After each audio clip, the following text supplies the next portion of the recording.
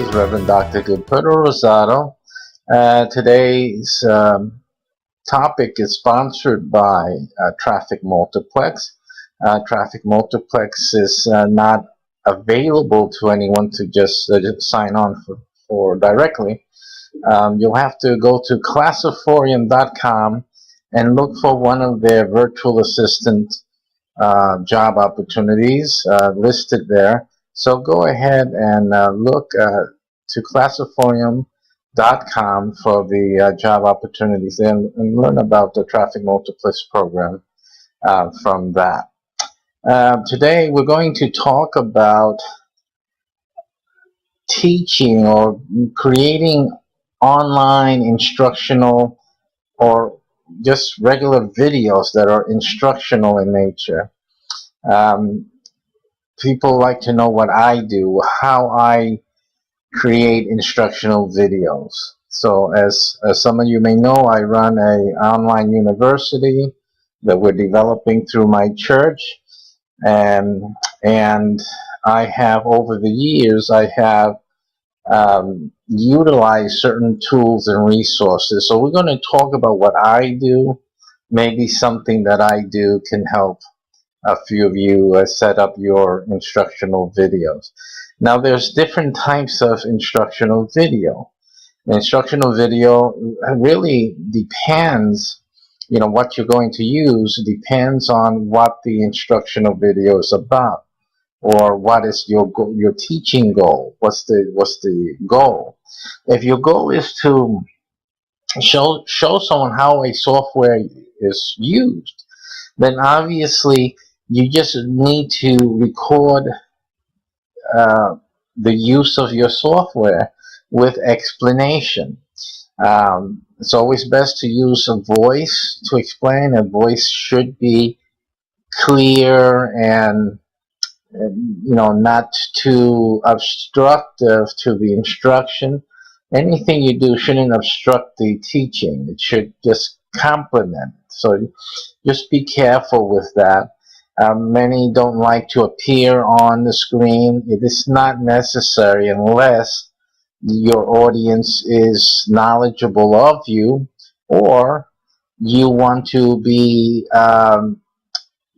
become known along with either your instructional videos or with the product, the software that you're teaching about. Also applies to websites, showing users how to use the website and how to find resources on your websites also qualifies as an instructional video. So it really just depends. Now, if you're doing that, you only need screencasting. Really, there's a lot of free options out there. I use Cam Studio. It's a free software. You may have to do. It's not an easy software to use, particularly. It's not too difficult, but you have to know your way around, knowing what you want the video to do. You need to know your way around codecs, or at least learn about them. And then you need to test.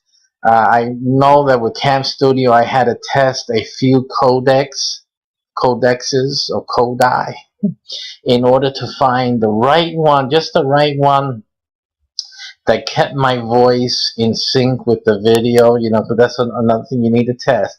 And what I do is I simply go to an element. And move the mouse so that it can be seen on the video, and say now, and that's just for me to hear the voice synchronizing with the action of the mouse, you see. So that's an important test to do. Cam Studio comes with a few codi, so you need to check which one works well in your situation. Also, you're looking for things related to the quality of the screencast and other factors like that. So after a few tests, I was able to find the one that works across what my needs are and preserves the preciseness that should be expected when you're doing videos. Okay, so that's just a caveat about Cam Studio. well worth the money, which is no money at all. It's just free, right? There are other free options out there, and someone had given me a free one that was very good, by the way. And I've forgotten which one it was, but I'll make an update in another video and to show you that one. That one was very good. It was very good. And I'm tempted to leave Cam Studio, but a lot of the stuff that that other video does, I take care of really in my other professional broadcasting software. So I really don't really need it, you know. So again, these are options for you. But that's a very powerful option if you have nothing else. I'll get that for you in a future. You know, make sure you subscribe so you'll get those future updates from me.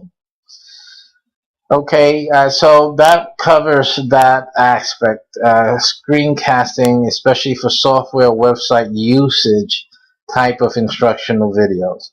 Now, as my teaching obligations require me, is really to bring the classroom experience into the online environment. So because of that, I've had to look for tools to try to bring or homogenize both scenarios into the online experience. So what I needed to find was things that, instead of looking for streaming or video creation type of tools, I opted and this is the thinking, I opted to look for tools with the medium in which I am using the resource. So that means that basically if I'm using a website, or I'm teaching something that's on a web page, or the references or resources that I'm using to show the class, it's online, and that means viewable in a browser. Then the browser is where I need to look to get some tools. Most browsers come with or have available the option of adding on add-ons or extensions. If you know what you're looking for, then you can go and look for these extensions and add-ons within your browser's repertoire or repository. So I'm going to talk about what I find useful for me. Okay, you may need other type of things. That depends again on what you're doing. So let's go to my browser here, and let me talk a little bit of the browser-based options that I've put in here. Now, one of the things that I needed was to have an easy way to go from tab to tab, you know, without having to go up and, you know, have to, you know, show you that top portion, that URL part, you know. So I found that a little bit quirky. It's also takes some time, like you just saw there on this old computer that I'm using to show you the screen on. By the way, I use two computers.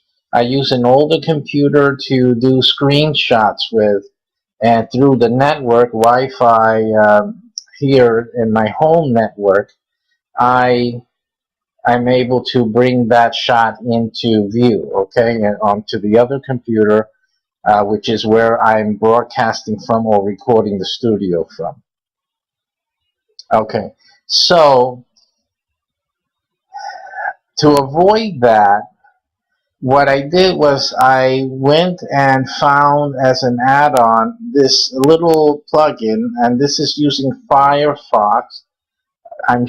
They have it for Chrome, not the same one, but others, and probably for the Windows, whichever one that thing is called now. I don't know, Explorer, you know, whatever they call it now. And what this does is it divides your screen into tiles. In Chrome, it's called Tiler. or you do a search for tab tiles. Same thing in Firefox. And so what I like to use for broadcasts and for videos is the 3-tile vertical. And this is what happens when you choose the 3-tile vertical. It splits your screen into 3 separate tiles, okay? And they slide. So you see, now if you ever went to university, which you should have, if that's for you, it's not for everybody. But if you recall, many schools have it. Not even, you don't have to go to college level for it, but many schools have the blackboard that that you can slide over one another like that, so that, let's say I wanted to talk about this page or the resource on this page. Anything you can put or see in a browser you can have on here. So it's just a browser. That means videos, and you can have full screen videos showing here if you know the code for it, or you can just click on the full screen button and it will fill the screen and you'll have a full screen video. Okay. Be careful with copyright issues though. Remember, you have to make it your own, only use a small portion and talk about it and stuff like that. That's copyright issues. I'll be talking about that in another video as well, so subscribe. And then when I'm finished there and I want to point out to something else like a dictionary word, a term, see, because I already prepared my class beforehand like any good teacher should, right? So then I open up the screen that has that. So working with the example that's on here, simply you have Google News, and let's say I'm talking about this article. I'm not going to click on the article because I've already clicked on it, and it should show up on this panel, should be there, okay? So it makes that process quicker, a little quicker. It looks more professional, you see, and people who've gone to college definitely would recognize this this sliding blackboard type of presentation, and they would be, it gives you that a little bit more of the academic type of look to what you're doing. And otherwise, I think it's slammingly cool. But anyway, so that was one neat little thing that I got. Now, another thing, because I had this, of course, I couldn't resist but to also make myself another resource here, and that resource is I use often for my classes, and that is a Blackboard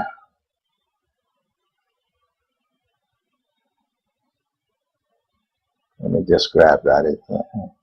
You have to keep them just slightly separate so that you can grab them easily. That's just a little side note. And so here, like I guess, again, as long as it's something that you can see in a browser, you can see any picture graphic on your computer, you can find the address to it in your computer. It starts with file, C, whatever. You can look it up online and find that. This one, let me just read it for you here. So it's file with the colon and then the 2 slashes and then the C, and then so you find it. That's in your computer directory. It's just a computer directory URL. And then you find the picture and it'll load up into your browser. And so, and right there I have now a Blackboard. You see that? So, and so you're saying then, well, so what do I do with a Blackboard? Well, then you write on a Blackboard, right? So now comes my next thing. You can find, a few tools. They're not many, but you can find them. And since I have another tool that I use that's not browser related or browser dependent, I haven't really looked for more tools on the browser. But I do know there are drawing tools that allow you also to write text or to type text, okay? So you can look into those and you'll be able to write on this blackboard. I use something else that I have down in the tray here. That wasn't it. That's the wrong icon. Sorry about that. Let me just. It's this little icon down here with the hand, and it's right next to that one. So I got confused. So when I click on it, it will ask me if I want to run this file, and I say, yeah, I want to run it. Now, all it does, it loads in a program. And what this program does is that after I hit the Control 1, I believe, let's see, yes, Control 1, you see that what happened is that it zoomed. It's a zoomer. But other than being a zoomer, it also allows you to write text. So I'm going to do a Control T, I believe, and so now I have a cursor in yellow. I can also change the color to blue, to red. Let's see. I'm sorry. Let me just go. You have to do this outside of this. What you do is you click on the screen first, and then you always get a dot. So the dot, now when you're at the dot, you can change the color. Control R for red, Control B for blue, and then Control G for green. And I did a Control W, which is to make the background white, if I'm not mistaken, and that's all done by this program, you see.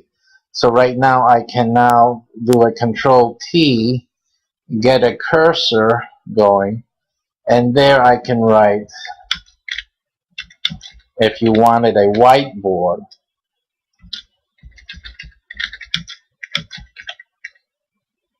Okay, now there is a limitation with this, and that limitation is that once I'm here and I write, this is all I can do. I cannot, I can leave it, but it will erase, it will be gone. So whatever I do here is a temporary note. It's something that I want the audience or the class to take a quick note of, or to just, it's something for them to focus on while I'm explaining. So if you're explaining certain aspects, you want to just present and just write it out. This is, of course, for folks like me who do not do a presentation. I do a lot of teaching. A lot of it is impromptu. So it's really coming from here at a moment, and I just write it as it comes to me. So that is my style, okay? But if you pre-plan everything you're going to say, then you can do a PowerPoint. That's what I was looking for, PowerPoint, and you can just click a button and then the new item will come. That's very effective too. Again, I could never do all the work that I have to do, and the videos and promotions and all of that I do all by myself, worrying about doing a PowerPoint presentation. Sorry, I don't have the time for that. So this is what I've opted to do, and simply it happens now at the moment. I gave you the notes. Okay, does everyone have the notes? And if I use a chat room, they'd say okay, okay, okay. So then they'll be finished with that, and then I just escape twice and I'm back to my blackboard. And then here too is the same thing. I could have just Uh, just done it here, just the same, without any problem at all. So let's just do that here. And again, when you come out of the program, it cancels out entirely, and you just have to bring it back in. Let me try the yellow, and then reduce the size. The size is reduced with the scroll, mouse scroll bar, probably a positive and negative as well. And then do the text, and this is my text on the blackboard. Okay, again, remember that the blackboard there is only a picture. That's all it is. It's a JPEG on my computer. I created it. You see the little chalk marks in there. Those are graphics I added to it to make it look like it's a blackboard that's used. So it's just to give a little nostalgia to my classroom, a little familiarity when I'm giving the classes. Okay, so that is what I use there. I believe this software that I'm using is called Zoomit. Zoomit. Okay, and it may still be available. I've been teaching for a while, so it's still working. It's a simple program. It loads it in and it goes to work, and that's it. I've had it for years, but I'm probably sure I've seen it still around. So just if you're interested in that, you can draw with that. The little circle is the drawing function, so you can draw, again, adjusting the size as you saw. Let's just do that. So let's just do that so you can see. And so again, it just depends on what you want to do. This you can free draw like that with that, or by holding a key. I'm going to try it here. I don't really use it that much for this, but let's try. I'm holding down the shift key, and then you see it change color. But what you also see is that now I have a straight line that I can move around like this. So, and then I'm going to let it go. And so you have a straight line. That's how that does a straight line. And I believe something here does an arrow. Let me try again using the right mouse button. The right button doesn't do anything. So let me see something though. I pressed the right button on the mouse. The dot disappeared. Let me see if I can do something with it. Otherwise, no. Okay, it just cancels it out. And I pressed the left again. I didn't have to. But let's start this. Let's do this again. Control 1 to get it started, and then hit the right mouse button.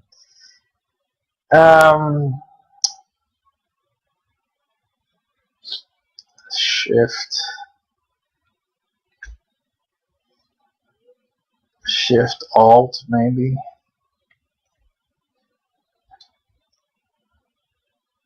Okay, so there is another, maybe Spacebar, Control Spacebar,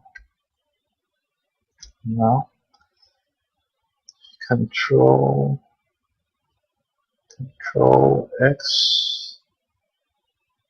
Okay, now with Control X, you see that I can make a box here, so you can use this different ways. You can try it out on the website to see if it highlights or if it covers, if it masks. But basically you got a square box, rectangular, with Control X, Control C, same type of thing, Control V, same type of thing. Control E is erase, obviously.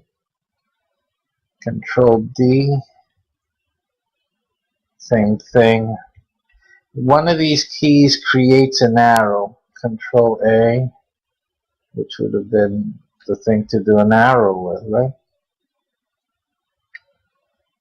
We'll get it, folks. We'll get this.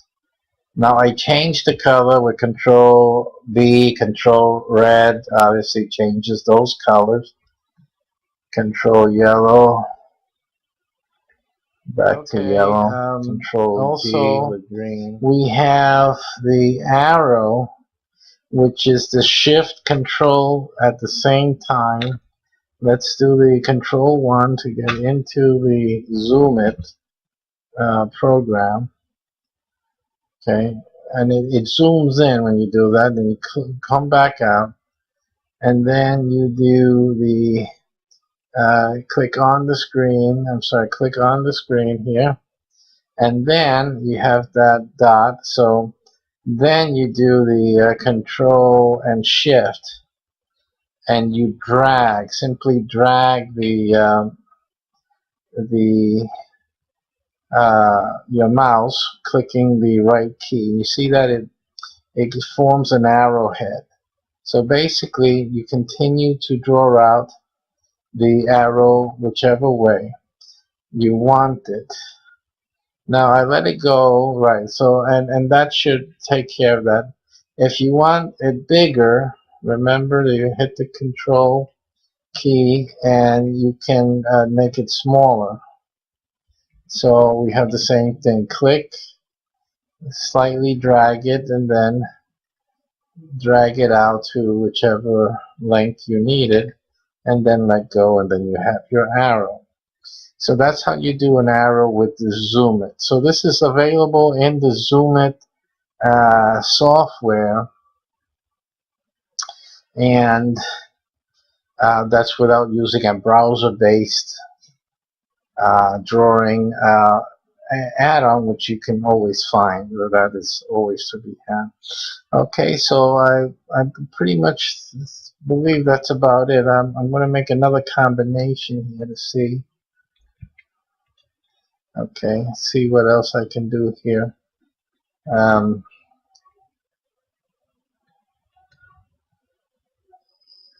it's pretty much that's any other things you will find in the Zoomit information.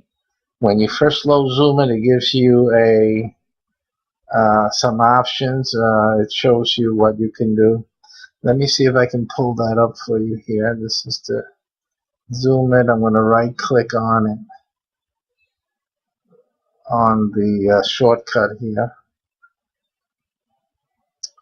and we're going to open and see what that, see. So you'll open once we it's allowed to run. So we allow it to run, and then you see this is Zoomit version 4.5. Like I said, it may not be available. Still do some searching online to find the old, this might be in the there's depositories or repositories for old programs for Windows. So this, you may need to look that up to find this. It may also be available in a paid version someplace, but it is available for free. Just try to look at it. So here it gives you the different options here. It says specify the initial level of magnification when zooming in, which I don't really need to do. I don't want it to zoom in, so I'm going to leave it at the lowest option. And you have the option of running it when Windows starts. I don't want to do that. It'll cause mayhem here. Okay, you can also change how to get Zoomit to start working. Alright, and so it tells you about the live zoom toggle. You can see control up and down to control the zoom level. I have not tried that. And you have drawing. Draw without zoom is Control 2. One zoom, title drawing mode. And it gives you the instructions, basically how to use it. And then it allows you to set the font. It has a lot of neat stuff here. And then you have a timer. Increase and decrease time. So it will give a timer, I guess, for it. Using when to come in or out, or even to. It says enter timer mode. So you'll have to look into what that exactly means. What that means exactly. Okay.